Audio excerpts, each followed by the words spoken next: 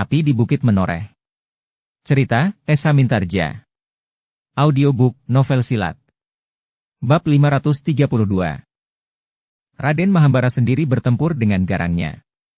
Setelah lama Raden Mahambara tidak bertemu dengan Ki Jayaraga, maka ia masih harus tetap mengakui bahwa Ki Jayaraga adalah seorang yang berilmu sangat tinggi. Pada umurnya yang menjadi semakin tua, Ki Jayaraga masih tetap saja sulit untuk diatasi. Ki Jayaraga sendiri harus mengerahkan kemampuannya pula untuk mengimbangi Raden Mahambara yang ilmunya menjadi semakin matang. Ki Jayaraga itu pun merasa beruntung bahwa di umurnya yang semakin tua, ia masih tetap bekerja keras, sehingga ketahanan tubuh serta tenaganya masih tetap terjaga. Setiap hari Ki Jayaraga berada di sawah. Dijemur panasnya matahari. Mengayunkan cangkul, serta berjalan menyusuri tanah berlumpur sampai ke lutut di belakang bajak atau garu yang ditarik oleh 2 ekor lembu. Sedangkan setiap hari, Ki Jayaraga menyisihkan waktunya serba sedikit untuk berada di sanggar tertutup atau di sanggar terbuka. Jika ia tidak sempat melakukan di siang hari, maka di malam hari Ki Jayaraga berada di dalam sanggar. Di sanggar, Ki Jayaraga tidak harus berloncatan memelihara tubuhnya agar tetap lihat dan mampu bergerak cepat. Tetapi kadang-kadang Ki Jayaraga duduk saja dengan memusatkan nalar budinya. Latihan-latihan, bahkan menemukan beberapa unsur yang baru, dapat dilakukannya justru pada saat ia duduk bersamadi. Dengan demikian, maka Ki Jayaraga tidak menjadi bingung menghadapi Raden Mahambara yang kemampuannya sudah menjadi semakin meningkat. Dengan garang Raden Mahambara itu pun menggeram. Iblis tua ini masih saja mampu mengimbangi ilmuku. Sebenarnya lah keduanya bertempur semakin seru. Keduanya saling menyerang dengan garangnya. Mereka berloncatan seakan-akan kaki mereka tidak menyentuh tanah. Sekali-sekali terjadi benturan-benturan yang semakin lama menjadi semakin keras. Sekali-sekali Ki Jayaraga tergetar surut. Namun di kesempatan lain, Raden Mahambara lah yang terdorong beberapa langkah. Para prajurit Mataram dari pasukan khusus yang telah ditempa dengan keras, masih juga harus mengagumi kemampuan Ki Jayaraga dan Raden Mahambara, yang kedua-duanya sudah menjadi semakin tua. Para prajurit yang pada umumnya masih terhitung muda itu lebih baik menghindari arena pertempuran di sebelah menyebelah Ki Jayaraga dan Raden Mahambara. Apalagi para pengikut Raden Mahambara. Mereka memang mengagumi Raden Mahambara sebagai seseorang yang tidak ada duanya. Namun ternyata orang dari Mataram yang juga sudah ubanan itu mampu mengimbangi kemampuannya yang sangat tinggi. Apalagi ketika mereka menyadari bahwa Raden Panengah pun telah menemukan lawan yang tidak dapat dengan segera dikalahkannya. Bahkan sekali-sekali Raden Panengah itu justru terdesak sehingga harus berloncatan mengambil jarak. Para pengikut Raden Mahambara itu harus menghadapi kenyataan tentang prajurit Mataram itu. Orang yang menilai bahwa prajurit Mataram itu sebenarnya ringkih, merasa membentur batu karang yang tidak tergoyahkan. Ternyata prajurit Mataram bukannya kekuatan yang rapuh seperti yang dikatakan orang, desis orang itu. Bahkan orang itu merasa bahwa ia tidak mempunyai banyak kesempatan untuk menggerakkan senjatanya. Kebo Angkat pun menjadi kebingungan menghadapi lawannya yang tidak terbiasa dihadapinya. Kebo Angkat memang pernah membunuh perempuan. Bahkan perempuan itu sama sekali tidak melawannya, dalam arti terjun dalam kancah pertempuran. Tetapi perempuan yang dihadapinya saat itu adalah perempuan yang mampu memberikan perlawanan dalam arti yang sebenarnya.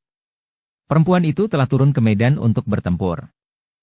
Kebo Angkat itu pun menggeram. Semakin lama Kebo Angkat menjadi semakin terdesak, sehingga karena itu maka Kebo Angkat pun semakin meningkatkan ilmunya. Tetapi perempuan itu masih saja tetap mampu mengimbanginya. Kebo Angkat pun kemudian tidak mau membiarkan perempuan itu selalu mendesaknya.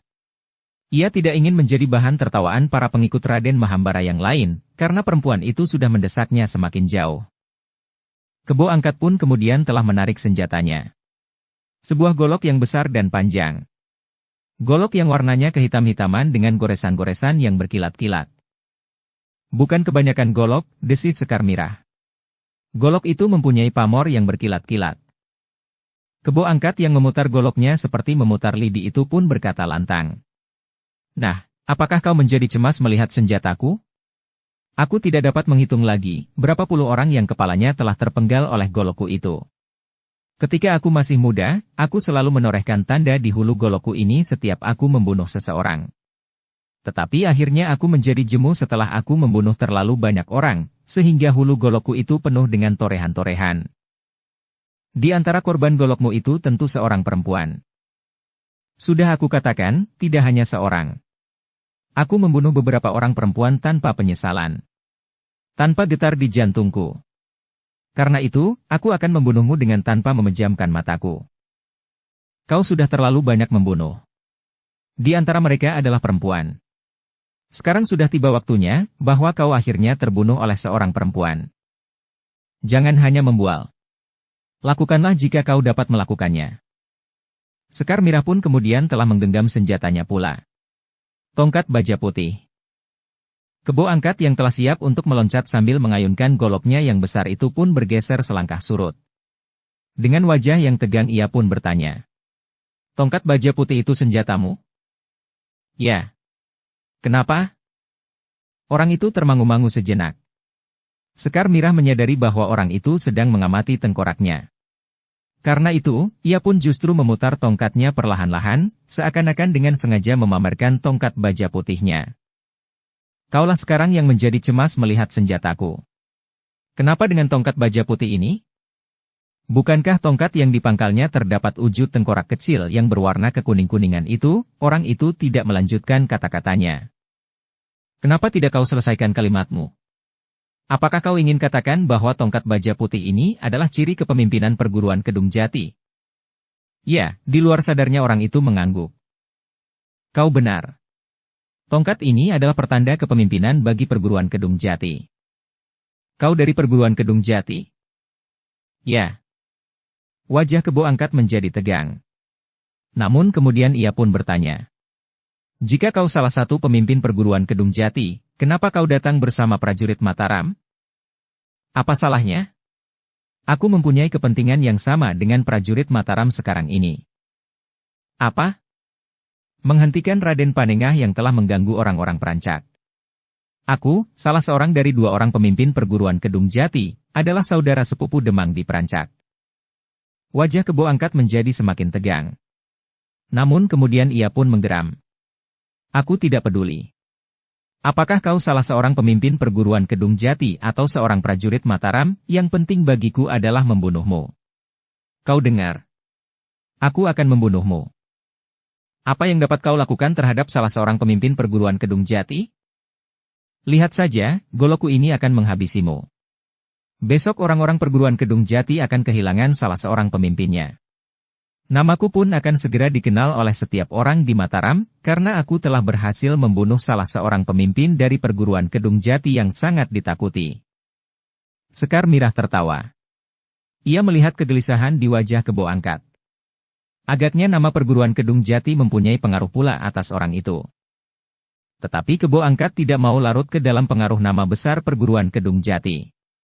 Karena itu, maka ia pun segera menghentakkan dirinya. Goloknya yang besar itu pun segera berputar menyambar-nyambar. Serangan Kebo Angkat yang datang seperti badai itu telah mendesak Sekar Mirah selangkah surut. Namun sesaat kemudian Sekar Mirah pun telah menjadi mapan kembali. Pertempuran di antara keduanya pun menjadi semakin garang. Sementara para prajurit Mataram pun semakin mendesak lawan-lawan mereka pula. Para pengikut Raden Mahambara itu semakin lama semakin mengalami kesulitan. Mereka yang terlalu yakin akan kemampuan diri, harus segera melihat kenyataan bahwa para prajurit Mataram itu sulit untuk dibendung. Mereka mampu bergerak seorang-seorang, bahkan menyusup di antara pasukan lawan. Tetapi mereka pun sangat berbahaya jika bergerak dalam gelar yang besar, atau yang kecil sekalipun. Mereka mampu bekerja sama dengan baik, sehingga seakan-akan mereka telah digerakkan oleh otak yang sama. Di bagian belakang sarang para pengikut Raden Mahambara, para prajurit Mataram pun semakin bergerak maju. Mereka telah menutup setiap celah, sehingga sangat sulit bagi para pengikut Raden Mahambara seandainya ada di antara mereka yang ingin melarikan dirinya. Dalam pada itu, Kebo Angkat semakin mengalami kesulitan. Goloknya yang besar setiap kali telah membentur tongkat baja putih di tangan Sekar Mirah. Ternyata bahwa perempuan yang bersenjata tongkat baja putih itu benar-benar seorang perempuan yang sangat berbahaya. Bagi Kebo Angkat, Sekar Mirah adalah seorang perempuan yang menjadi salah seorang pemimpin di perguruan Kedung Jati. Ternyata bahwa bukan hanya namanya sajalah yang menggetarkan jantung. Tetapi perempuan itu berilmu sangat tinggi.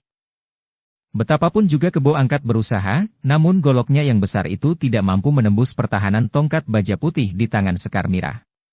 Tongkat baja putih yang berputar di tangan Sekar Mirah itu bagaikan kabut baja yang menjadi perisai, melindungi seluruh tubuhnya.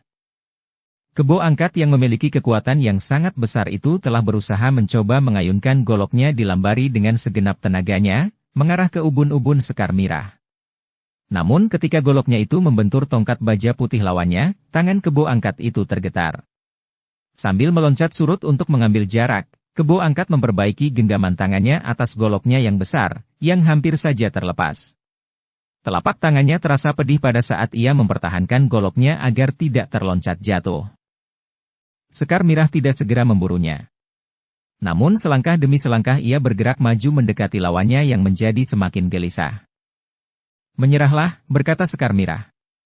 "Kalau kau menyerah, maka setidak-tidaknya hari ini kau tidak akan mati oleh seorang perempuan, meskipun kau pernah beberapa kali membunuh perempuan yang tidak berdaya. Persetan kau, orang perguruan Kedung Jati. Kau kira hanya orang-orang dari perguruan Kedung Jati sajalah yang berilmu tinggi. Dengan ilmu pamungkasku, maka kau tidak akan sempat bertahan sesilir bawang." Sekar Mirah mengerutkan dahinya, ia sadar bahwa lawannya akan memasuki tataran tertinggi ilmunya.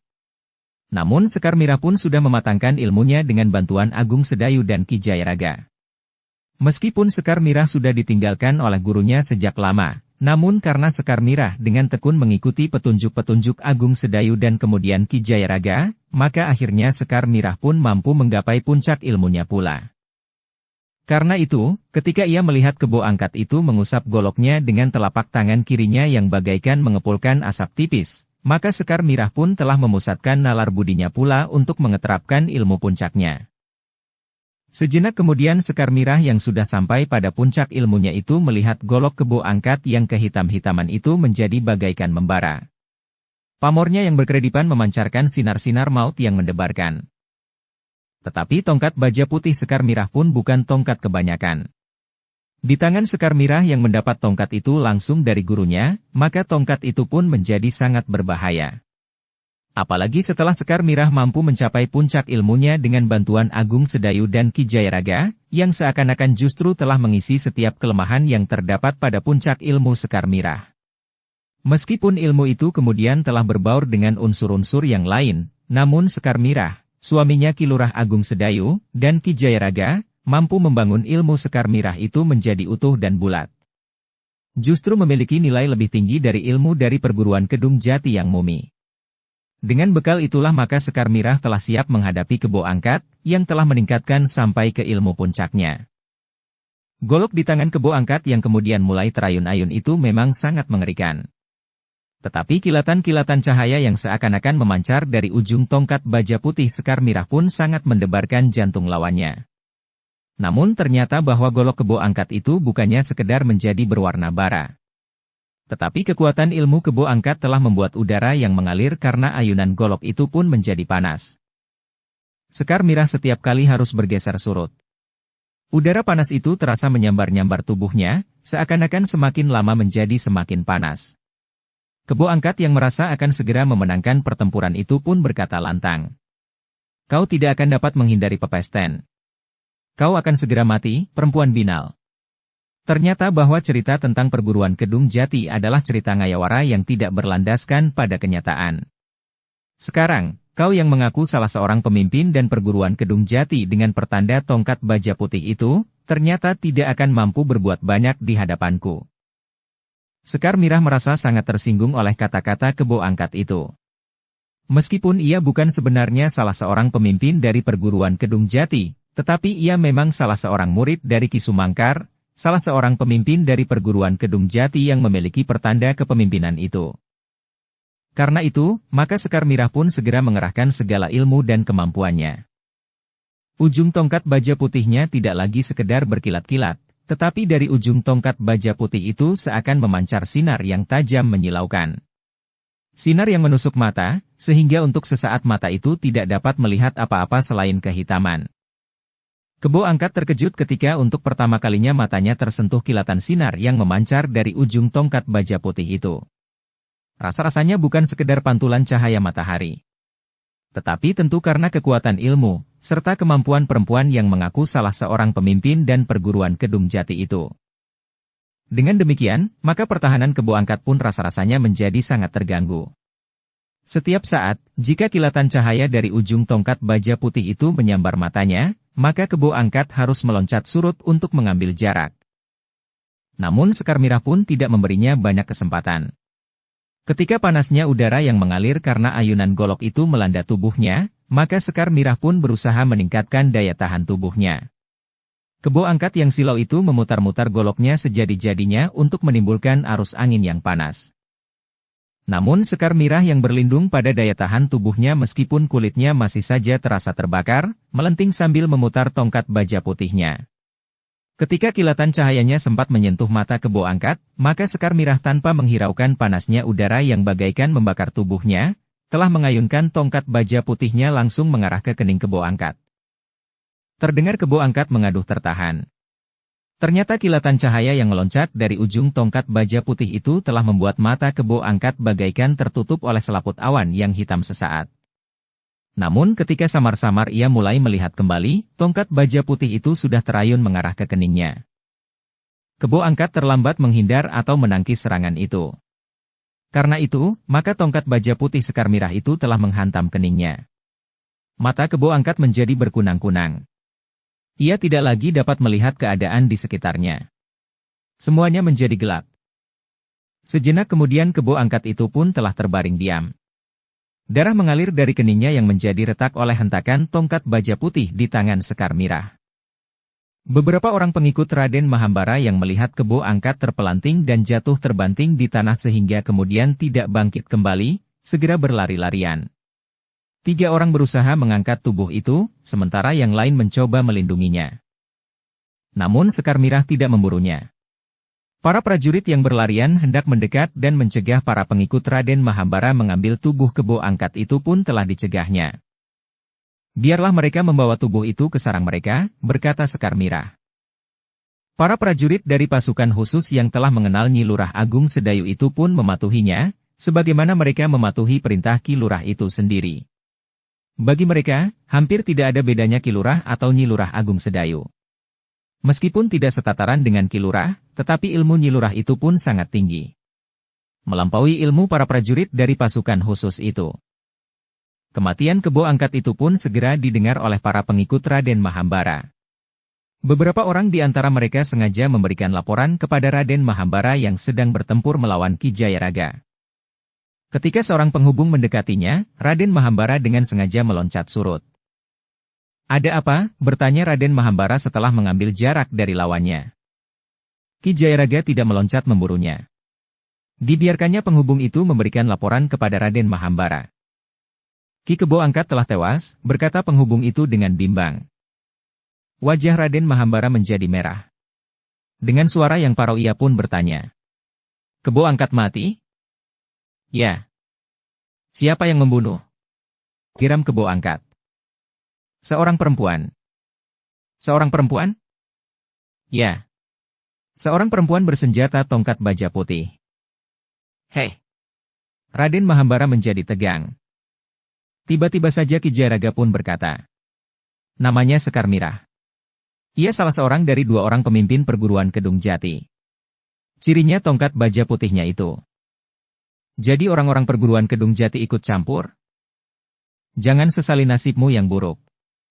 Seharusnya kau tidak membangun kekuatan di wilayah kekuasaan perguruan Kedung Jati. Persetan. Aku tidak mengakui wilayah kekuasaan perguruan Kedung Jati. Jika demikian, terima sajalah nasibmu yang buruk. Seorang kepercayaanmu, bukankah Kebo Angkat itu seorang kepercayaanmu? Mati di tangan perempuan yang bersenjata tongkat baja putih. Iblis betina. Perintahku, jaga jangan sampai perempuan itu lolos. Setelah aku membunuh orang tua ini, aku pun akan membunuh perempuan itu. Kau tidak usah sesumbar. Kita lihat saja apa yang terjadi di medan. Raden Mahambara menggeram. Dengan garangnya maka ia pun mulai lagi menyerang Ki Jayaraga. Namun Ki Jayaraga pun sudah siap sepenuhnya, sehingga serangan Raden Mahambara itu berhasil dihindarinya. Dalam pada itu, maka seluruh medan pun telah mendengar bahwa Kebo Angkat telah mati. Kirimuk dan Nyirimuk yang mendengar berita kematian kebo angkat itu pun menjadi sangat marah. Seperti Raden Mahambara, Kirimuk pun berteriak. Jangan biarkan perempuan itu lepas dari tangan kita. Kepung dan jangan biarkan ia lari. Aku ingin menangkapnya dan menjadikannya pengewan-ewan. Tetapi Gelagah Putih pun menyahut. Sayang, bahwa kaulah yang akan mati lebih dahulu. Persetan dengan kau, anak demit. Aku akan segera membunuhmu. Kemudian membunuh perempuan itu. Tetapi demikian mulutnya terkatup, maka mereka melihat Nyirimuk terdorong beberapa langkah surut. Bahkan kemudian meloncat mengambil jarak. Dengar perintahku terakhir. Menyerahlah. Jika peringatan terakhir ini tidak kau dengar, maka kau akan menyesali kebodohanmu. Tetapi Nyirimuk berteriak nyaring. Tidak. Kau sangat meremehkan kemampuanku. Kaulah yang akan menyesal. Kau yang akan terhisap oleh kekuatan ilmuku yang tidak ada bandingnya. Rara Wulan melangkah maju selangkah demi selangkah. Dalam pada itu, Nyirimuk pun telah memusatkan nalar budinya. Ia menjadi sangat marah karena perempuan yang masih terhitung muda itu tidak segera dapat dikalahkannya. Bahkan perempuan muda itu selalu mendesaknya, sehingga tidak memberinya kesempatan untuk menyerang. Rara Wulan tiba-tiba saja tertegun melihat sikap Nyirimuk yang berdiri tegak. Kedua telapak tangannya terkatup rapat-rapat. Ketika Nyirimuk menggerakkan telapak tangan yang terkatup rapat itu, nampak asap putih yang mengepul. Namun asap itu pun kemudian bagaikan berputar seperti angin lesus. Tetapi asap itu seakan-akan telah terhisap kembali oleh kedua telapak tangannya yang menangkuk. Bukan hanya asap putih itu saja. Namun udara di sekitarnya pun bagaikan berputar menggulung Rara Wulan di dalamnya. Terasa udara yang berputar itu bagaikan menghisapnya. Rara Wulan mencoba untuk bertahan. Tetapi hisapan udara yang berputar itu terlalu kuat. Meskipun Rara Wulan tetap berusaha untuk bertahan dengan menekankan kakinya ke tanah, namun tubuhnya masih juga terhisap. Semakin lama semakin mendekati lawannya. Rara Wulan tidak tahu apa yang akan terjadi jika ia sudah berada di depan hidung Nyirimuk. Mungkin ada kelengkapan ilmu yang jarang ditemuinya itu, yang akan dapat membinasakannya. Karena itu, maka Rara Wulan tidak ingin tubuhnya terhisap sampai ke depan hidung Nyirimuk. Ketika tubuhnya menjadi semakin dekat dengan lawannya, maka Rara Wulan pun segera menghentakkan tenaga dalamnya, meloncat melepaskan diri dari hisapan ilmu lawannya itu. Ternyata Rara Wulan berhasil. Rara Wulan yang menghentakkan tubuhnya itu berhasil melenting tinggi-tinggi, berputar di udara, kemudian berdiri tegak di atas kedua kakinya. Namun ia sudah melihat Nyirimuk telah siap untuk menghisapnya kembali. Bahkan Nyirimuk tentu akan menjadi lebih berhati-hati, sehingga sulit baginya untuk melenting keluar dari pusaran udara yang menghisapnya itu. Karena itu, maka Rara Wulan tidak mempunyai cara lain untuk menghentikan lawannya yang ternyata juga memiliki ilmu pamungkas yang sangat berbahaya itu. Pada saat udara yang berputar itu mulai menjamah tubuh Rara Wulan, maka Rara Wulan pun telah melontarkan ilmu pamungkasnya pula. Aji Namaskara. Kekuatan Aji Namaskara itu pun meluncur dengan dahsyatnya. Menghentak dan memecah kekuatan ilmu yang dilontarkan oleh Nyirimuk, sehingga udara yang berputar itu pun terkoyak berhamburan. Nyirimuk terkejut sekali mengalami perlawanan yang demikian kerasnya. Benturan yang tidak diduganya itu telah mengurai kekuatan angin pusaran yang akan dapat menghisap lawannya tanpa dapat memberikan perlawanan. Tetapi perempuan itu bukan saja memberikan perlawanan atas angin pusarannya, tetapi membenturnya dan memecahkannya. Nyirimuk itu pun menggeram. Ia pun dengan cepat membangunkan kekuatan ilmunya kembali untuk menghisap Rara Wulan. Pada saat Rara Wulan terhisap, ia tidak akan dapat mengeterapkan ilmu pamungkasnya yang dahsyat itu. Tetapi Rara Wulan justru telah mendahuluinya. Rara Wulan tidak saja meluncurkan kekuatan ilmunya untuk memecahkan kekuatan ilmu lawannya, tetapi Rara Wulan justru telah mengarahkan serangannya kepada orang yang meluncurkan ilmunya yang jarang ada duanya itu. Karena itu, pada saat Nyirimuk siap melepas ilmunya, maka Rara Wulan pun telah mendahuluinya, meluncurkan Aji Namaskara. Akibatnya di luar dugaan. Serangan Rara Wulan itu telah menghantam tubuh Nyirimuk yang sudah siap melontarkan ilmunya. Dua kekuatan ilmu yang tinggi telah berbenturan. Namun ternyata bahwa Aji Namaskara yang telah dijalani dengan berbagai laku itu sulit diimbangi. Benturan itu telah melemparkan tubuh Nyirimuk beberapa langkah. Tubuh itu pun kemudian terbanting di tanah seperti sebatang dahan kayu yang patah dan runtuh di bumi. Nyi Rimuk tidak sempat mengaduh. Hanya oleh daya tahannya yang tinggi sajalah, maka tubuhnya masih tetap utuh, tergolek tanpa bergerak-gerak sama sekali. Ki Rimuk yang melihat istrinya terpelanting jatuh itu, berloncatan surut untuk mengambil jarak. Bahkan untuk sesaat ia tidak menghiraukan lawannya. Ki Rimuk itu pun meloncat lari ke tubuh istrinya yang tergolek diam. Beberapa orang pengikut Raden Mahambara pun telah berlari mendekatinya pula. Gelagah Putih tidak mengejarnya. Ia berdiri saja termangu-mangu di tempatnya. Sedangkan Rara Wulan pun masih juga berdiri tegak menghadap ke arah lawannya terbanting jatuh. "Perempuan iblis," geram Ki Rimuk. "Kau bunuh istriku." Rara Wulan tidak segera menyahut. Nafasnya menjadi terengah-engah setelah berturut-turut ia melepaskan ilmunya yang dahsyat itu. "Aku akan membunuhmu," teriak Ki Rimuk sambil mempersiapkan diri. Tetapi terdengar Gelagah Putih menyahut. "Kita belum selesai, Kisanak. Kecuali jika kau menyerah. Kau tidak akan mengalami nasib seperti istrimu." "Bocah edan. Jadi aku harus membunuhmu dahulu, baru kemudian aku membunuh iblis betina itu? Kenapa kau tidak mengambil kebijaksanaan yang terbaik, Kisanak? Kenapa kau tidak menyerah saja?" Ki Rimuk tidak menjawab. Tetapi tiba-tiba saja ia telah bersiap untuk meluncurkan ilmunya. Agaknya ia memiliki kesigapan yang lebih besar dari istrinya, sehingga dengan cepat Ki Rimuk telah siap melepaskan ilmunya. Udara pun segera berputar membelit Gelagah Putih dan sekaligus menghisapnya. Tetapi Gelagah Putih yang memiliki pengalaman yang luas itu tidak lengah. Demikian ia merasakan sentuhan ilmu lawannya yang akan dapat menghisapnya, maka Gelagah Putih pun telah melepaskan Aji Namaskara, langsung mengarah ke tubuh Ki Rimuk. Namun kekuatan Aji Namaskara yang dilontarkan oleh Gelagah Putih terhalang oleh kekuatan ilmu puncak Ki Rimuk, sehingga Aji Namaskara itu sedikit mengalami hambatan. Meskipun demikian, Aji Namaskara itu telah membentur tubuh Ki Rimuk, sehingga tubuh itu pun terlempar pula sebagaimana tubuh Nyi Rimuk. Ki Rimuk pun tidak sempat berteriak. Demikian tubuhnya terbanting jatuh, maka ia pun telah kehilangan nyawanya.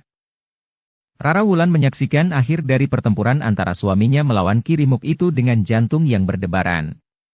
Hampir saja Rara Wulan juga melepaskan kekuatan Aji Namaskara, jika Gelagah Putih terlambat menanggapi serangan lawannya. Kematian Ki Rimuk dan Nyi Rimuk telah mengguncang perasaan seluruh pengikut Raden Mahambara yang segera mendengar kabar kematian itu. Bahkan prajurit Mataram yang telah melihat Rara Wulan dan kemudian Gelagah Putih itu membunuh lawannya, telah bersorak meneriakan kabar kemenangan itu ke seluruh medan. Raden Mahambara mulai menjadi gelisah. Orang-orang yang diandalkan telah terbunuh di peperangan. Yang tinggal kemudian hanyalah anaknya, Raden Panengah. Anak laki-lakinya yang diharapkan akan dapat melestarikan kebesaran namanya. Dalam pada itu, Ki Jayaraga yang sedang bertarung melawan Raden Mahambara itu pun sempat berkata, "Kau akan segera kehilangan segala-galanya, macan tua. Persetan kau, Jayaraga. Aku akan segera membunuhmu." Kemudian membunuh orang-orang yang tidak tahu diri itu. "Bagaimana mungkin kau dapat membunuh mereka, Mahambara? Suami istri Gelagah Putih dan Rara Wulan itu tidak akan dapat dikalahkan. Bahkan seandainya mereka hanya berdua saja." Wajah Mahambara menjadi tegang.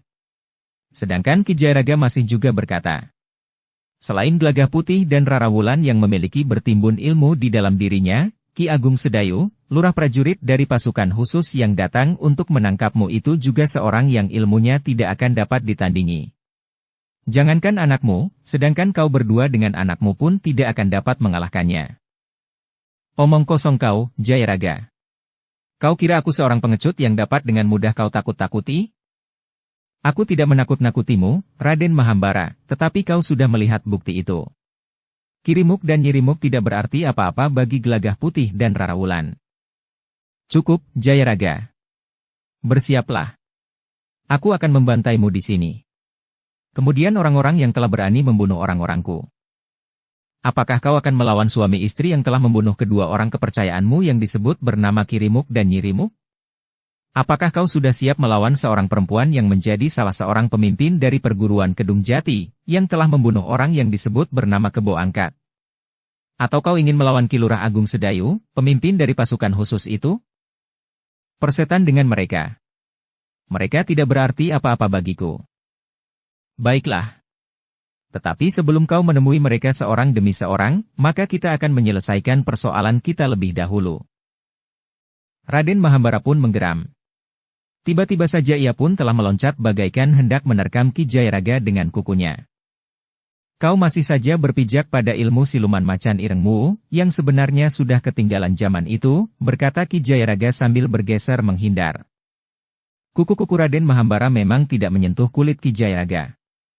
Namun yang membuat Ki Jayaraga berdebaran adalah arus angin yang deras menyertai ayunan tangan Raden Mahambara. Arus angin itu telah menampar tubuh Ki Jayaraga, sehingga terasa kulitnya yang tersentuh arus angin itu menjadi pedih. Salah satu bentuk ilmu Raden Mahambara, berkata Ki Jayaraga di dalam hatinya. Namun daya tahan tubuh Ki Jayaraga yang tinggi, ternyata mampu mengatasinya. Sehingga beberapa kali angin yang terayun bersama tangan Raden Mahambara itu masih belum dapat menghentikannya. Sementara itu, Agung Sedayu masih bertempur melawan Raden Panengah, yang memiliki tataran ilmu yang hampir sama dengan ayahnya. Semua ilmu yang dimiliki oleh Raden Mahambara telah dituangkan sepenuhnya kepada anaknya, yang diharapkannya akan dapat menjadi penggantinya. Bahkan Raden Panengah yang lebih muda dari Raden Mahambara itu memiliki gelora yang lebih dahsyat di dadanya. Namun pengalaman Raden Panengah masih belum seluas pengalaman ayahnya, Raden Mahambara. Meskipun demikian, dengan penuh keyakinan Raden Panengah itu berniat menghabisi lawannya, pemimpin prajurit dari pasukan khusus yang datang ke sarangnya itu. Tetapi ternyata pemimpin pasukan khusus yang bernama Ki Lurah Agung Sedayu itu adalah seorang yang ilmunya bagaikan menyentuh mega-mega di langit. Setelah bertempur beberapa lama, maka Raden Panengah tidak dapat mengelakkan diri dari kenyataan bahwa ia berhadapan dengan seorang lurah prajurit yang memiliki ilmu yang jarang ada tandingnya. Meskipun demikian, Raden Panengah masih tetap berpengharapan. Ia berharap ayahnya segera dapat membunuh lawannya. Kemudian datang membantunya membunuh lurah prajurit yang berilmu sangat tinggi itu. Menurut anggapan Raden Panengah, maka tidak ada manusia yang dapat mengimbangi kemampuan ayahnya. Siapapun yang berdiri menjadi lawan ayahnya, tentu akan dibinasakannya dalam waktu yang pendek. Bahkan biasanya, Raden Panengah sendiri mampu juga melakukannya. Tetapi lawannya yang seorang ini adalah lawan yang lain. Ternyata lurah prajurit itu justru mulai mendesaknya. Ketika Agung Sedayu mengetahui beberapa orang pemimpin dari gerombolan perampok itu sudah terbunuh, maka ia pun berkata, "Kisanak, kenapa kau tidak menyerah saja? Iblis kau, Ki Lurah. Raden Panengah tidak akan pernah menyerah. Tidak seorang pun yang akan mampu mengalahkan aku. Jangan takabur, Raden. Apakah Raden merasa bahwa Raden akan dapat mengalahkan aku? Ya. Sebentar lagi aku akan berhasil membunuhmu." Ki Lurah Agung Sedayu menarik nafas panjang. Sementara itu Raden Panengah telah menyerangnya pula dengan mengerahkan ilmu serta kemampuannya. Namun sulit bagi Raden Panengah untuk menembus pertahanan Ki Lurah Agung Sedayu. Karena itu, maka Raden Panengah pun harus mulai merambah ke ilmu pamungkasnya. Ilmu simpanan yang jarang sekali dipergunakannya.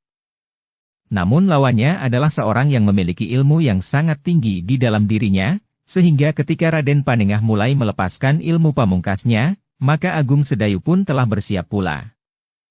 Demikianlah, serangan-serangan Raden Panengah menjadi semakin cepat. Telapak tangan Raden Panengah yang terbuka, telah menjadi merah membara. Ketika serangan-serangan Raden Panengah yang luput dari sasarannya menyentuh dahan pepohonan, maka asap pun telah mengepul. Dedaunan yang kering bagaikan telah disentuh dengan obor minyak yang sedang menyala. Tetapi sulit bagi Raden Panengah untuk menyentuh tubuh Agung Sedayu. Tangannya yang membara itu sangat sulit untuk dapat mengenai sasarannya. Untuk menghindari serangan-serangan Raden Panengah, Agung Sedayu telah mengeterapkan ilmunya untuk meringankan tubuhnya, sehingga setiap kali Agung Sedayu seakan-akan telah hilang dari pandangan mata Raden Panengah. Namun tiba-tiba saja serangan Agung Sedayu itu telah mengenai tubuhnya, sehingga tubuhnya itu tergetar dan terdorong beberapa langkah. Ternyata bahwa bukan saja tangan Raden Panengah itu membara, tetapi sentuhan angin yang bergerak karena ayunan tangan Raden Panengah pun menjadi panas, dan sentuhannya yang panas itu bagaikan goresan tajamnya welat wulung. Namun ilmu Raden Panengah itu tidak mampu melukai dan menyakiti Agung Sedayu. Ketika Agung Sedayu terlambat menghindar, Raden Panengah yakin bahwa tangannya telah menyentuh sasarannya. Tetapi Ki Lurah Agung Sedayu itu seakan-akan tidak merasakan panas, pedih, atau bahkan sentuhan-sentuhan itu sama sekali tidak membekas di kulit Ki Lurah Agung Sedayu. "Ilmu iblis manakah yang telah kau sadap itu?" geram Raden Panengah. Ki Lurah Agung Sedayu tertawa. Tetapi ia tidak menjawab. Raden Panengah pun akhirnya mengerti bahwa ia berhadapan dengan seorang yang memiliki ilmu meringankan tubuhnya, serta ilmu kebal. Namun Raden Panengah tidak segera berputus asa. Dihentakannya ilmu dan kemampuannya. Ia berharap meskipun Ki Lurah Agung Sedayu mengenakan ilmu kebal, namun kemampuan ilmunya akan dapat memecahkan ilmu kebal itu. Tetapi ternyata Raden Panengah tidak mampu melakukannya. Justru serangan-serangan Ki Lurah Agung Sedayulah yang lebih banyak mengenai tubuh Raden Panengah. Sebenarnya lah Raden Panengah tidak dapat mengingkari kenyataan tentang orang yang disebut Ki Lurah Agung Sedayu itu. Bahkan Raden Panengah pun mendapat kesan bahwa Ki Lurah Agung Sedayu belum berada dalam tataran ilmu puncaknya. Sulit untuk membunuhnya, geram Raden Panengah, yang hanya dapat didengarnya sendiri. Dukung channel Novel Silat dengan subscribe, follow, like, komen dan share. Raden Panengah memang merasa sangat sulit untuk mendapat kesempatan menyerangkan serangannya ke tubuh Ki Lurah Agung Sedayu. Seandainya hal itu dapat dilakukannya, maka Agung Sedayu seakan-akan tidak merasakan kesakitan sama sekali. Serangan-serangan Raden Panengah yang dilambari dengan kekuatan ilmu yang tinggi itu, bagi Ki Agung Sedayu bagaikan sentuhan-sentuhan lunak yang tidak berbekas apa-apa. Raden Panengah pun mulai menjadi gelisah. Ki Lurah Agung Sedayu benar-benar seorang yang memiliki ilmu yang sangat tinggi. Bahkan berbagai macam ilmu telah dikuasainya. Dalam pada itu, Ki Lurah Agung Sedayu yang melihat kegelisahan di wajah Raden Panengah itu pun berkata, "Sudahlah, Raden. Kenapa Raden tidak menghentikan perlawanan? Kenapa Raden tidak saja membujuk ayahmu, agar ayahmu juga menghentikan perlawanannya? Beberapa orang pemimpin gerombolan telah mati. Para pengikutmu pun telah mengalami tekanan yang sangat berat. Korban telah berjatuhan. Sedangkan kalian sudah tidak berpengharapan lagi. Kau terlalu sombong, Ki Lurah," geram Raden Panengah. "Kau akan segera menyesali kesombonganmu itu. Bukan aku yang bakal menyesal. Tetapi kau, dan tentu juga ayahmu." "Persetan," geram Raden Panengah. Raden Panengah seakan-akan memang sudah tidak mempunyai kesempatan lagi untuk mengatasi lawannya. Karena itu, maka ia pun ingin mempertaruhkan segala-galanya. Jika ia akan mati, biarlah ia mati. Tetapi jika ia berhasil, maka ia akan dapat menyelamatkan gerombolannya dari tangan para prajurit Mataram. Karena itu, Raden Panengah pun segera meloncat surut. Dibentangkannya kedua tangannya. Kemudian dengan gerak yang cepat di depan dadanya, Raden Panengah membuat ancang-ancang. Namun kemudian Raden Panengah itu pun menghentakkan ilmu tertingginya ke arah Ki Lurah Agung Sedayu.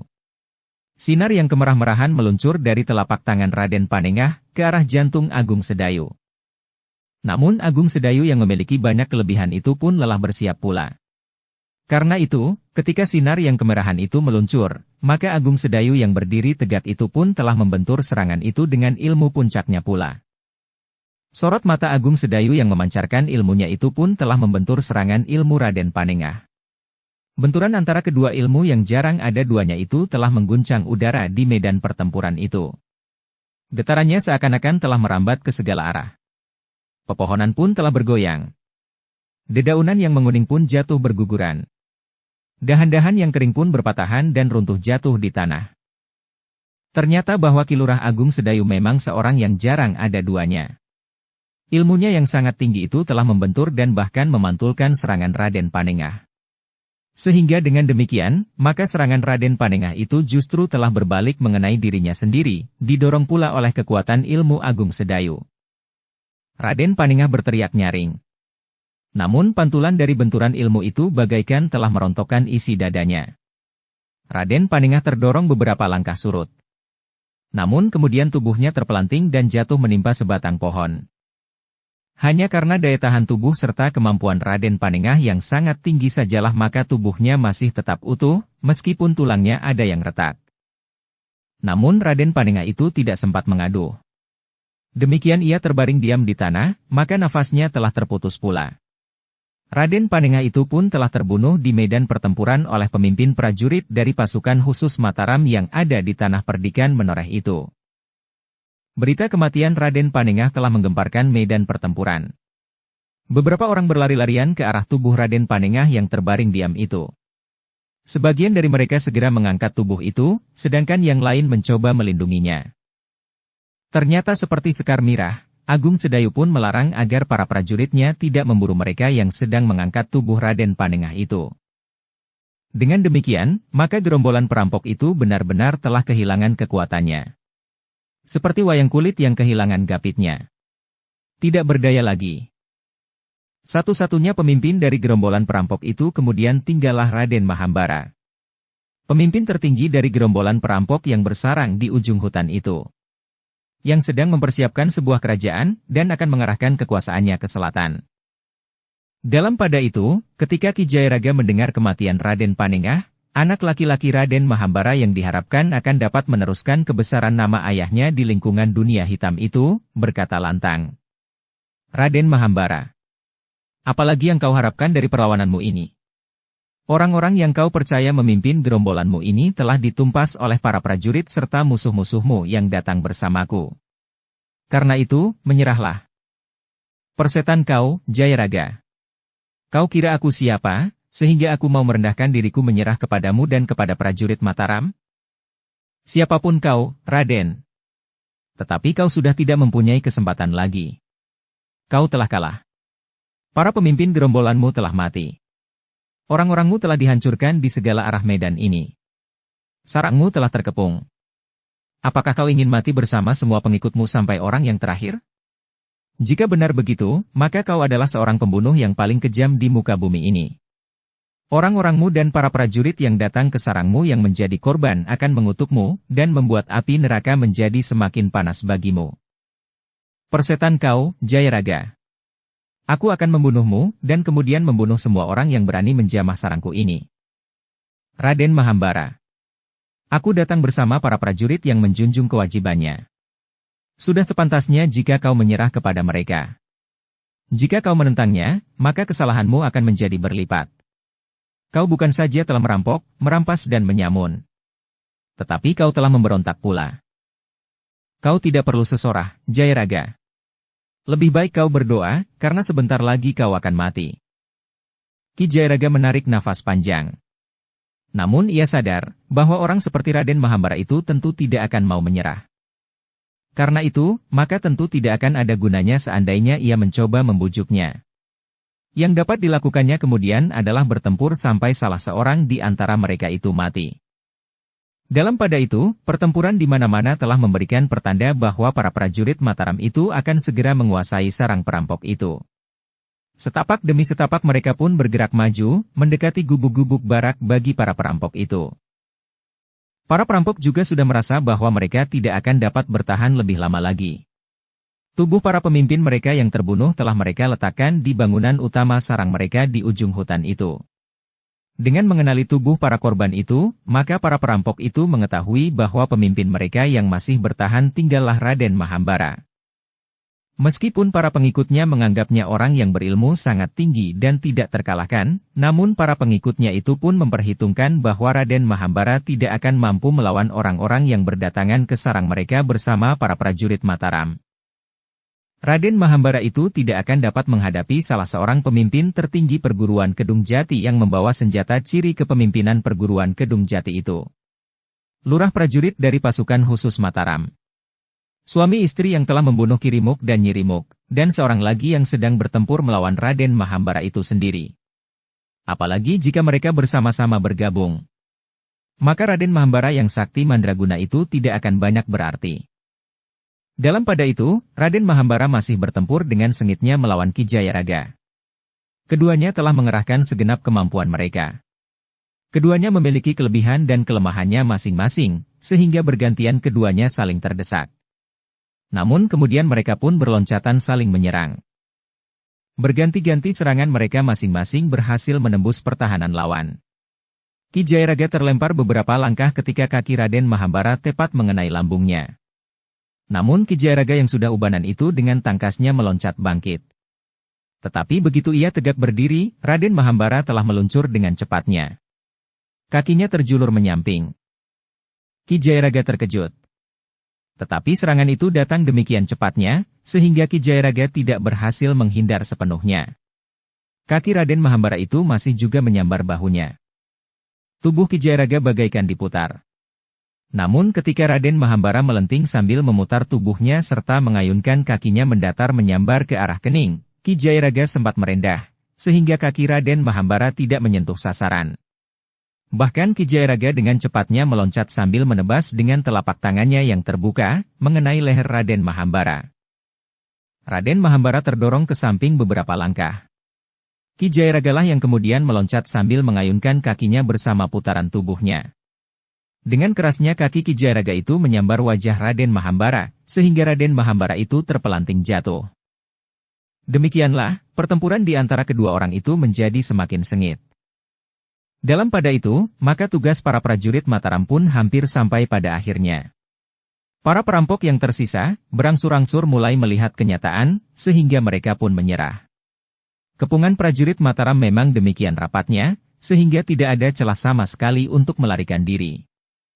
Akhirnya, yang tersisa dari pertempuran itu kemudian adalah pertempuran antara Ki Jayaraga melawan Raden Mahambara. Agung Sedayu, Sekar Mirah, Gelagah Putih dan Rarawulan dengan jantung yang berdebaran menyaksikan pertempuran antara keduanya. Tetapi tidak seorang pun di antara mereka segera melibatkan dirinya. Ternyata Raden Mahambara benar-benar tidak mau menyerah.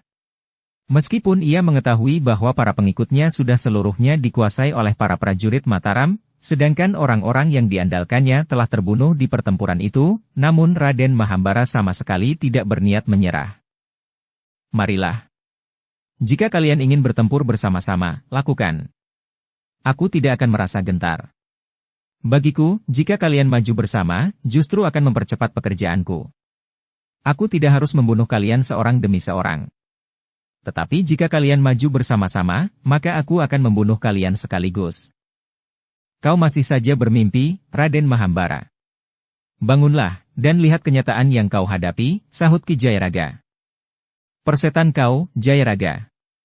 Kaulah yang akan mati mendahului kawan-kawanmu. Ki Jayaraga tidak menjawab. Tetapi ia pun sudah bersiap sepenuhnya untuk bertempur kembali. Sejenak kemudian, pertempuran di antara keduanya pun sudah menyala kembali. Keduanya berloncatan dengan garangnya, saling menyerang. Benturan-benturan pun telah terjadi, sehingga sekali-sekali keduanya terlempar beberapa langkah surut. Bagian-bagian tubuh mereka pun telah menjadi pedih dan nyeri. Tulang-tulang mereka rasa-rasanya sudah menjadi retak. Dengan demikian, maka tenaga dan kemampuan mereka berdua pun telah menyusut karenanya. Agaknya Raden Mahambara yang tidak dapat mengingkari kenyataan bahwa ia tinggal seorang diri, tidak mau memperpanjang waktu lagi. Apapun yang akan terjadi, biarlah segera terjadi. Karena itu, maka Raden Mahambara pun segera meningkatkan ilmunya sampai ke puncak. Ia tidak lagi membuat berbagai macam pertimbangan. Ia harus melepaskan ilmu pamungkasnya untuk menghentikan perlawanan Ki Jayaraga. Karena itu, maka Raden Mahambara itu pun meloncat surut untuk mengambil jarak. Dalam pada itu, Agung Sedayu yang telah mengalahkan Raden Panengah melihat Raden Mahambara itu telah membuat ancang-ancang sebagaimana dilakukan oleh Raden Panengah. Namun karena Raden Mahambara memiliki pengalaman yang lebih luas, maka agaknya ilmunya pun lebih matang dari anaknya, Raden Panengah. Sebenarnya lah Agung Sedayu menjadi cemas. Tetapi ia tidak dapat berbuat apa-apa. Jika ia melibatkan diri, mungkin Ki Jayaraga akan merasa tersinggung. Karena itu, yang dapat dilakukan oleh Agung Sedayu hanyalah menahan nafasnya, sambil berdoa di dalam hatinya semoga Ki Jayaraga masih berada dalam perlindungan yang Maha Agung. Selain Agung Sedayu, maka Sekar Mirah, Gelagah Putih dan Rarawulan menjadi sangat tegang pula. Tetapi seperti Ki Lurah Agung Sedayu, mereka tidak dapat berbuat apa-apa. Mereka tidak dapat melibatkan dirinya dalam pertempuran itu. Para prajurit dari pasukan khusus yang ada di sekitar arena pertempuran itu pun menyadari bahwa kedua orang tua itu sudah akan sampai ke puncak ilmu mereka. Karena itu, maka mereka pun segera bergeser menyibak. Mereka tidak boleh berada di garis serangan ilmu kedua orang tua itu. Demikianlah, seperti yang dilihat oleh Ki Lurah Agung Sedayu, Raden Mahambara memang sudah membuat ancang-ancang. Karena ilmunya yang sudah matang, maka Raden Mahambara tidak memerlukan waktu lebih dari sekejap. Karena itu, maka tiba-tiba saja Raden Mahambara telah menghentakkan ilmu puncaknya. Sinar yang berwarna kemerah-merahan pun telah meluncur dari telapak tangan Raden Mahambara. Demikian cepatnya, seperti anak panah yang lepas dari busurnya. Namun Ki Jayaraga telah bersiap pula. Ketika sinar yang kemerah-merahan itu hampir mencapai tubuhnya, Ki Jayaraga nampaknya sengaja tidak menghindar. Tetapi dengan kemampuan puncak dari Aji Sigar Bumi, maka Ki Jayaraga sengaja membentur serangan Raden Mahambara. Benturan yang terjadi itu telah menggetarkan udara di ujung hutan itu. Meskipun tidak kasat mata, tetapi seakan-akan telah terjadi ledakan yang dahsyat, sehingga seakan-akan padang perdu serta ujung hutan itu pun telah berguncang. Ki Jayaraga tergetar surut selangkah. Tetapi kakinya bagaikan menghujam jauh ke dalam bumi, sehingga Ki Jayaraga itu masih tetap tegak. Agaknya ilmu pamungkas Raden Mahambara yang dilepaskannya itu bagaikan membentur dinding baja yang tebalnya sedepa. Getar kekuatan ilmunya itu telah memantul, sehingga Raden Mahambara pun telah tergetar pula. Tetapi Ki Jayaraga tidak berhenti sampai sekian. Tiba-tiba saja Ki Jayaraga itu pun melenting tinggi. Tubuhnya sekali berputar di udara, kemudian demikian kakinya menyentuh tanah di hadapan Raden Mahambara, maka Ki Jayaraga itu pun telah mengayunkan tangannya, dilambari oleh puncak kemampuan Aji Sigar Bumi.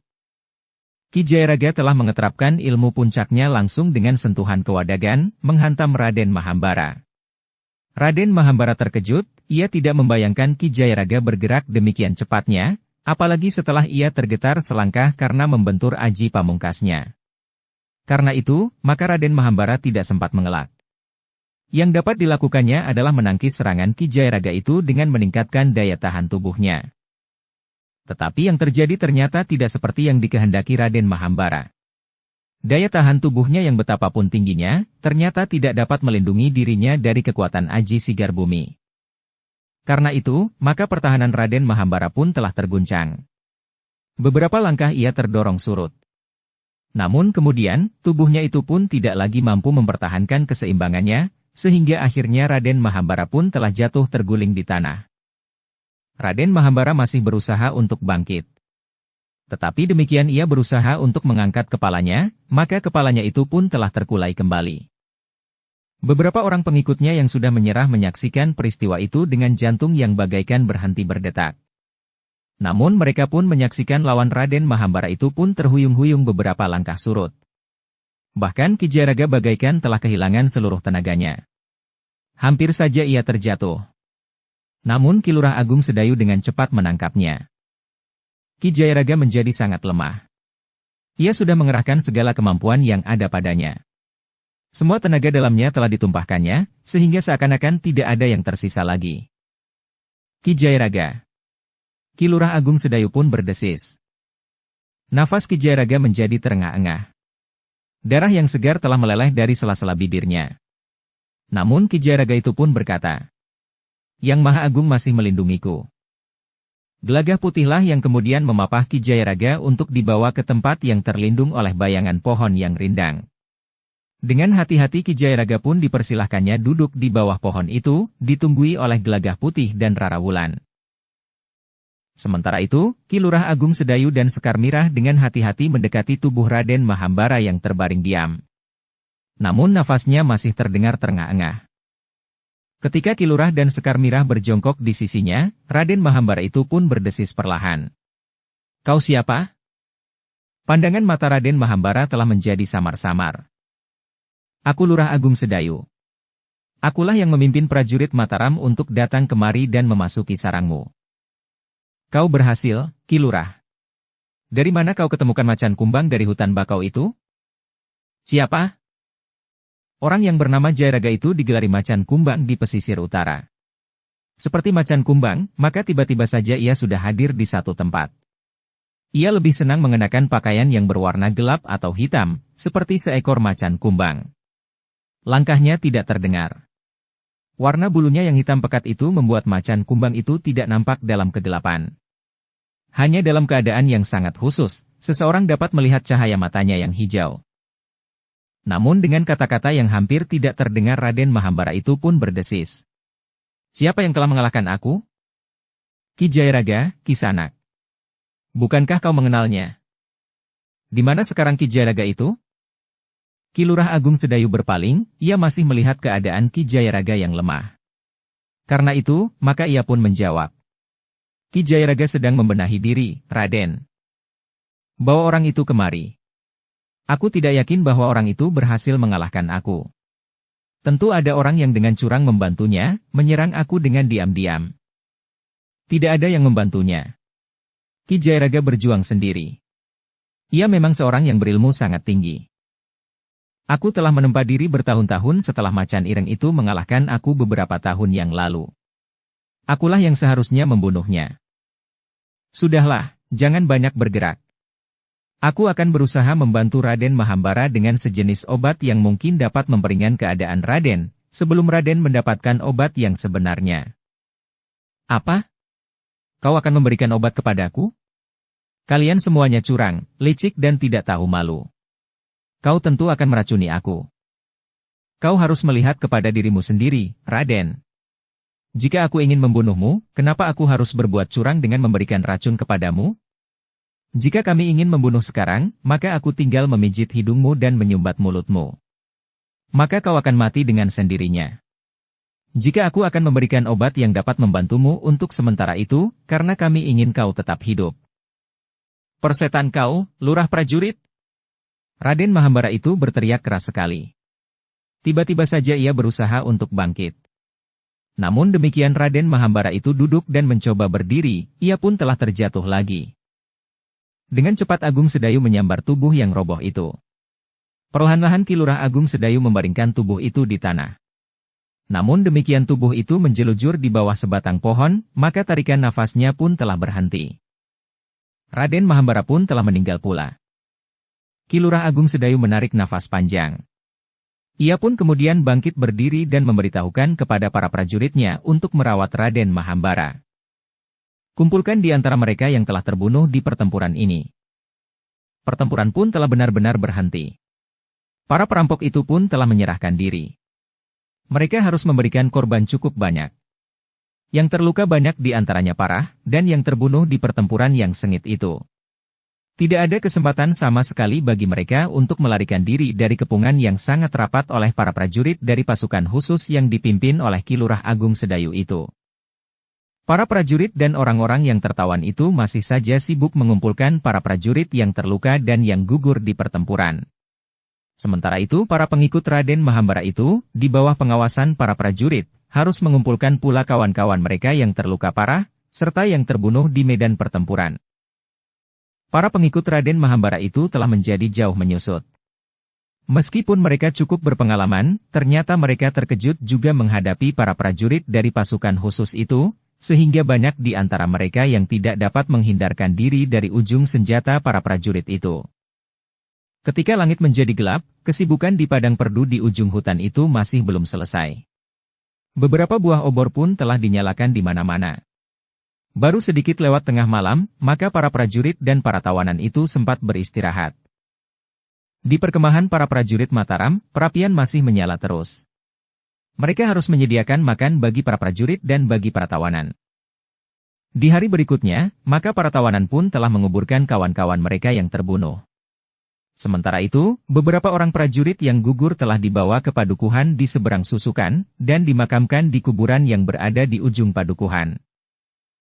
4 orang prajurit harus ditinggalkan di makam itu. Sementara lebih dari 13 prajurit yang terluka. 3 di antaranya sangat parah.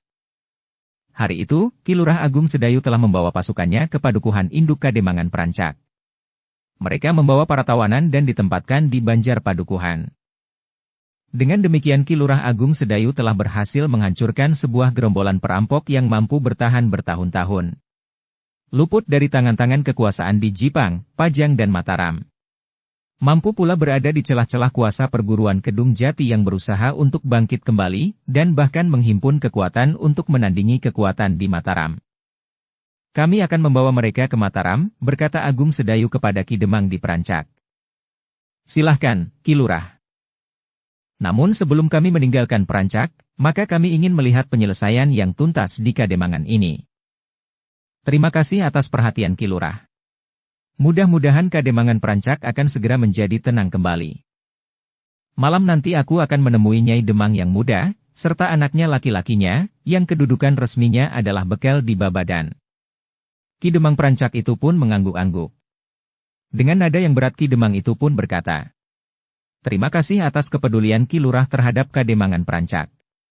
Selama ini kami memang selalu dibayangi oleh kecemasan. Apakah kami akan berhasil mengatasi kesulitan yang kami hadapi karena keterlibatan para perampok yang bersarang di ujung hutan? Tetapi sekarang kami yakin bahwa kami akan dapat menegakkan paugeran di Kademangan ini, karena kekuatan perampok yang ada di ujung hutan itu sudah Ki Lurah patahkan." "Itu adalah kewajiban kami," jawab Ki Lurah Agung Sedayu. "Jika Ki Lurah malam nanti akan pergi ke Babadan, apakah kami harus ikut serta?" "Untuk sementara biarlah kami saja yang pergi. Kami akan merintis pembicaraan dengan Ki Bekel di Babadan. Baru kemudian, kalian dapat bertemu." "Baiklah, Ki Lurah. Kami akan patuh. Kalian kelak akan memecahkan persoalan kalian. Segala sesuatunya tergantung kepada kalian, kepada tatanan yang berlaku di Perancak. Kami hanya sekedar menjadi saksi. Segala sesuatunya akan berjalan dengan baik setelah para perampok itu dimusnahkan. Merekalah yang selama ini telah mengembuskan perpecahan di antara kami, orang-orang Perancak. Campur tangan mereka dilambari dengan kekuatan, akan sangat menentukan. Tatanan dan paugeran tidak akan dapat diterapkan dengan wajar. Mereka akan kami bawa ke Mataram, Ki Demang. Mereka akan diadili sesuai dengan beban dosa yang telah mereka lakukan. Bukan saja karena mereka perampok yang ganas, tetapi mereka telah menimbulkan perpecahan yang gawat di Kademangan Perancak ini. Segala sesuatunya kami serahkan kepada kebijaksanaan Ki Lurah. Namun apa yang telah Ki Lurah lakukan, telah menimbulkan harapan bahwa hari depan Kademangan ini akan tetap cerah. Demikianlah, seperti yang sudah dikatakan oleh Ki Lurah Agung Sedayu, maka ketika langit menjadi suram, maka Ki Lurah pun sudah bersiap-siap untuk pergi ke Babadan bersama dengan Sekar Mirah, Gelagah Putih dan Rara Wulan. Ki Lurah Agung Sedayu telah menitipkan Ki Jairaga yang lemah karena luka-luka di tubuhnya, kepada Ki Demang. Sementara itu, sekelompok prajurit Mataram yang ditempatkan di Banjar Kademangan, sebagian bertugas di rumah Ki Bekel, yang antara lain ikut menjaga Ki Jairaga, yang harus berbaring di pembaringan karena luka-luka dalamnya. Ketika Ki Lurah Agung Sedayu minta diri kepada Ki Jairaga, maka Ki Jairaga itu pun berpesan, "Hati-hatilah. Kau berhadapan dengan orang yang sangat licik. Nyai Demang yang muda itu adalah seorang perempuan yang mensahkan segala cara untuk mencapai tujuannya." "Baik, Ki Jairaga. Kami akan berhati-hati." Menjelang senja, Ki Lurah Agung Sedayu, Sekar Mirah, Gelagah Putih dan Rara Wulan pun telah pergi ke Babadan. Sekelompok prajurit ikut bersama mereka. Namun mereka akan berhenti di luar padukuhan Babadan. Tetapi mereka harus tetap bersiaga. Mungkin masih ada beberapa orang perampok yang tetap berada di Babadan ketika terjadi pertempuran di ujung hutan. Agaknya Ki Jagabaya Babadan, yang sebenarnya juga salah seorang dari para perampok di ujung hutan itu, masih berada di Babadan, berkata Gelagah Putih. "Agaknya Babadan masih belum benar-benar bersih," sahut Ki Lurah Agung Sedayu. Mendahului Ki Lurah Agung Sedayu, dua orang prajurit dengan pertanda keprajuritan telah mendahului pergi ke Babadan, untuk memberitahukan bahwa Ki Lurah Agung Sedayu, pemimpin prajurit dari pasukan khusus Mataram yang bertugas menghancurkan para perampok di ujung hutan, akan datang menemui Ki Bekel di Babadan. Ki Bekel di Babadan itu menjadi sangat gelisah. Kedatangan Ki Lurah itu tentu bukannya sekedar kunjungan biasa. Tentu ada hubungannya dengan tugasnya, menghancurkan gerombolan perampok di ujung hutan, serta kemelut yang telah terjadi di Kademangan Perancak. "Apakah Ki Lurah akan membawa pasukannya kemari?" bertanya Ibu Ki Bekel di Babadan itu. "Tidak, Ibu. Ki Lurah akan datang kemari bersama dengan 3 orang prajurit." "Berempat?" "Ya, Ibu. Siapkan kekuatan yang ada." "Apakah kami harus ikut serta?" "Untuk apa? Kekuatan di ujung hutan itu sudah dihancurkan. Ibu tahu bahwa Paman Raden Panengah sudah terbunuh. Demikian pula yang Raden Mahambara. Lalu kekuatan yang mana lagi yang harus aku himpun?" "Kekuatan yang tersisa di padukuhan Babadan. Sepasukan prajurit mempunyai kebiasaan buruk. Jika pemimpinnya sudah terbunuh, maka para prajuritnya tidak akan berani berbuat apa-apa lagi. Mereka akan segera ditarik dan kembali ke Mataram. Apakah kita akan membunuh 4 orang yang bakal datang kemari itu? Ya. Bukankah yang akan datang itu Ki Lurah Agung Sedayu sendiri bersama 3 orang prajurit? Ya. Apakah kita akan mengepungnya dan membunuhnya? Mereka tentu orang-orang berilmu tinggi, Ibu. Mungkin kita tidak akan dapat melakukannya. Anak yang dungu, sahut ibunya. Para pemimpin prajurit, apalagi dari pasukan khusus, tentu orang-orang yang berilmu sangat tinggi. Pamanmu Paningah dan Eyangmu Mahambara dapat mereka bunuh. Jadi bagaimana? Aku tidak mengerti maksud ibu. Kita akan membunuh mereka. Kita harus membalas dendam atas kematian Raden Paningah dan Raden Mahambara. Maka kita pun akan membuat para prajurit menjadi ketakutan setelah pemimpin mereka mati. Tetapi bagaimana caranya membunuh mereka? Menurut ibu sendiri, mereka adalah orang-orang sakti yang tidak dapat dikalahkan. Kita akan menerima dengan baik. Kita hormati mereka, dan kita pun harus menyatakan tunduk sepenuhnya kepada mereka. Tetapi kita akan meracuni mereka. Kita akan membunuh mereka dengan racun yang kita taburkan di minuman yang kita hidangkan kepada mereka. Apakah dengan demikian para prajuritnya tidak akan menjadi marah dan menjadikan padukuhan ini menjadi karang abang? Kita akan melawan mereka dengan kekuatan yang ada. Tanpa pemimpin mereka yang berilmu sangat tinggi, maka mereka tidak ubahnya seperti kita di sini. Di sini masih ada beberapa orang dari ujung hutan, yang akan dapat memimpin orang-orang Babadan menghadapi prajurit yang sudah kehilangan pemimpinnya itu. Ki Bekel merasa ragu-ragu. Tetapi Ki Jagabaya Babadan itu berkata, apa yang dikatakan oleh Ibu Ki Bekel itu benar. Kita racun ke 4 orang pemimpin mereka yang datang. Kita siapkan kekuatan yang dapat kita himpun. Kita akan melawan mereka jika para prajurit itu marah dan datang menyerang. Tetapi kebiasaan sepasukan prajurit, jika pemimpinnya sudah terbunuh, maka mereka merasa tidak berdaya lagi. Tetapi jika perhitungan kita itu keliru, dan para prajurit itu benar-benar membakar seluruh padukuhan ini, itu merupakan akibat buruk yang harus kita terima. Satu perjuangan itu mempunyai 2 kemungkinan. Mukti atau mati. Kita harus berani menerima salah satu dari keduanya. Ki Bekel Babadan itu menarik nafas panjang. Nah, kau pun harus berani menerima salah satu kemungkinan itu. Jika kau gagal menguasai Perancak dan harus mati di tangan prajurit Mataram, apa boleh buat kau tidak boleh lari dari kenyataan itu? Baik, Ibu. Aku akan melakukannya. Tetapi bagaimana kita meracun para pemimpin prajurit itu? Serahkan kepadaku. Ki Bekel itu mengangguk-angguk. Sementara Ki Jagabaya, yang sebelumnya adalah salah seorang dari para perampok yang bersarang di ujung hutan itu, berkata, aku akan menyiapkan kekuatan yang mungkin dihimpun. Sebenarnya lah Nyai Demang yang muda itu pun telah mempersiapkan racun yang akan ditaburkan di minuman tamu-tamunya.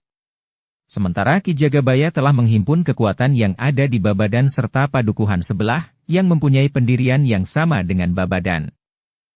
Para perampok yang tersisa di padukuhan-padukuhan itu pun telah dikumpulkannya seadanya. Menurut perhitungan Ki Jagabaya, sebagaimana perhitungan Nyai Demang yang muda, setelah para pemimpinnya terbunuh, maka para prajurit Mataram itu tidak akan berdaya lagi. Dalam pada itu, Ki Lurah Agung Sedayu, Sekar Mirah, Gelagah Putih dan Rara Wulan pun masih berada dalam perjalanan. Namun ada sesuatu yang terasa kurang mapan di hati Ki Lurah. Menurut Ki Demang di Perancak, ibu tirinya itu adalah seorang perempuan yang sangat licik, yang mempunyai keinginan berkuasa dan bahkan mensahkan segala cara untuk mencapai maksudnya. Ki Lurah pun telah memperhitungkan bahwa kematian Raden Panengah yang mempunyai hubungan khusus dengan Nyai Demang yang muda itu, akan dapat menumbuhkan dendam yang mendalam di hatinya. Bertimbun dengan nafsunya untuk berkuasa di Perancak. Keinginannya untuk menjadikan anaknya laki-laki menjadi Demang di Perancak, telah membuatnya menempuh banyak cara, bahkan yang nista sekalipun. Ki Lurah Agung Sedayu pun tidak melupakan pesan Ki Jairaga pada saat ia minta diri, agar Ki Lurah itu berhati-hati. Sebenarnya lah Ki Lurah itu pun menjadi sangat berhati-hati. Bahkan Ki Lurah pun mulai membayangkan sambutan yang akan diterimanya di padukuhan Babadan. Mereka akan menerima kita dengan setengah hati, berkata Agung Sedayu kepada Sekar Mirah, Gelagah Putih dan Rara Wulan. Ya, sahut Gelagah Putih. Bahkan mungkin Nyai Demang yang muda itu tidak akan mau menemui kita. Tidak apa-apa. Asal Ki Bekel dapat menemui kita. Jika Ki Bekel tidak mau menemui kita, kita akan mencarinya dan memaksanya. Jika perlu dengan kekerasan. Gelagah Putih mengangguk-angguk. Ketika mereka mendekati padukuhan Babadan, maka mereka telah meninggalkan sekelompok prajurit yang menyertai mereka. Berempat saja mereka meneruskan perjalanan, memasuki gerbang padukuhan Babadan. Ketika mereka berempat sampai di rumah Ki Bekel, maka sambutan yang mereka terima ternyata di luar dugaan. Nyai Demang yang muda, anaknya yang berkedudukan sebagai bekel di Babadan, serta para bebahu, telah turun ke halaman untuk menyongsong mereka. Dengan sangat ramah mereka dipersilahkan untuk naik ke pendapa. Nyai Demang yang muda itu sendirilah yang telah mempersilahkan keempat orang itu naik. Terima kasih. Ki Lurah Agung Sedayu pun mengangguk hormat. Demikian pula ketiga orang yang lain yang menyertainya. Namun keramah tamahan mereka justru terasa berlebihan. Justru karena itu, maka Ki Lurah Agung Sedayu selalu ingat kepada pesan Ki Jayaraga, agar ia menjadi sangat berhati-hati. Karena yang dihadapinya bukan lagi kemampuan dan keterampilan olah kanuragan, tetapi mungkin mereka harus mempertimbangkan kelicikan dan kecurangan. Beberapa saat kemudian, maka keempat orang itu sudah duduk di pinggiran rumah Ki Bekel yang terhitung besar dan baik. Agaknya Ki Bekel terhitung orang yang sangat berkecukupan. Apakah aku berhadapan dengan Ki Lurah Agung Sedayu? Bertanya Nyai Demang yang muda itu. Akulah yang disebut Agung Sedayu, jawab Ki Lurah. Perempuan ini adalah istriku, sedang kedua orang ini adalah saudara sepupuku dan istrinya. Nyai Demang yang muda itu pun mengangguk-angguk. Sambil tertawa-tawa ia pun memperkenalkan anak laki-lakinya, Ki Bekel di Babadan. Kemudian diperkenalkannya juga para bebahu. Aku sendiri adalah ibu Ki Bekel di Babadan ini, Ki Lurah, berkata Nyai Demang yang muda itu. Ki Lurah Agung Sedayu itu pun mengangguk-angguk. Sementara Nyai Demang itu pun berkata, menurut utusan yang Ki Lurah kirim menjelang kedatangan Ki Lurah akan datang bersama 3 orang prajurit. Oh, jika demikian, penghubungku itu salah mengatakan pesan. Aku hanya berpesan bahwa aku akan datang bersama 3 orang. Aku tidak menyebut bahwa 3 orang itu adalah prajurit Mataram. Tidak ada bedanya, sahut Nyai Demang. Nyai Demang, berkata Ki Lurah Agung Sedayu kemudian. Mungkin Nyai Demang dan Ki Bekel sudah mengetahui maksud kedatanganku kemari. Ya. Ki Lurah. Utusan Ki Lurah sudah menyinggungnya. Tetapi bukankah kita mempunyai banyak waktu? Aku sudah mempersiapkan hidangan yang dapat kami suguhkan bagi Ki Lurah, Nyi Lurah serta sepupu Ki Lurah dan istrinya. Karena itu, sebaiknya kita bicarakan persoalan itu nanti saja, sambil minum minuman hangat, serta barangkali makanan seadanya. Ki Lurah menarik nafas panjang. Katanya, kedatangan kami jangan merepotkan Nyai Lurah serta keluarga di sini. Tidak, Ki Lurah. Kami sudah terbiasa menyambut tamu-tamu kami dengan hidangan seadanya. Nyai Demang itu pun kemudian bangkit berdiri sambil berkata, silahkan duduk, Ki Lurah. Aku akan pergi ke dapur sebentar. Apa yang kami hidangkan, jangan membuat tamu-tamu kami kecewa. Silahkan, Nyai. Silahkan. Namun demikian, ada sesuatu yang seakan-akan menyentuh-nyentuh dasar jantung Ki Lurah. Ki Lurah memang merasa agak heran terhadap sambutan yang rasa-rasanya berlebihan. Sementara itu Ki Bekel sendiri serta para bebahu justru lebih banyak berdiam diri. Perasaan heran Ki Lurah itu pun kemudian justru menjadi perasaan curiga. Ki Lurah itu seakan-akan melihat apa yang sedang dilakukan oleh Nyai Demang itu di dapur. Ki Lurah itu seakan-akan melihat Nyai Demang itu menaburkan racun di minuman yang akan dihidangkan. Bersambung ke bab 533. Dukung kami dengan subscribe, follow, like, komen dan share. Terima kasih.